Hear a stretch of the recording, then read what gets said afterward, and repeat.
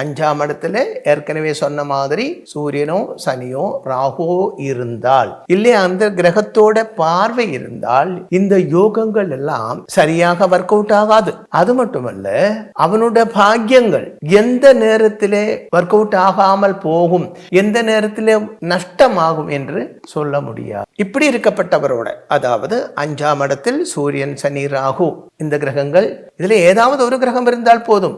இதில் சூரியன் இருந்தால் 100 தோஷம், சனியாயிருந்தால் 1000, ராகுவாயிருந்தால் கோடி தோஷம். மாந்தி கூட ராகுவுக்கு ஈக்குவல் தான். இப்ப இப்படி ஜாதகத்திலே இருந்தால், ஜாதகத்தில் ஆயுசும் ஆரோக்கியமும் தனமும் பாக்கியமும் இருந்தால் கூட அது நமக்கு அனுபவிக்க முடியாமல் இருக்கும். அப்போ ஒரு ஜாதகத்தில் ஆயுசு ஆரோக்கியம் தனம் பாக்கியம் என்று சொல்லப்பட்ட 4 விஷயங்கள் மாதிரி ரொம்ப முக்கியமானது தான் பூர்வ புண்ணியம் என்று சொல்லப்பட்டது.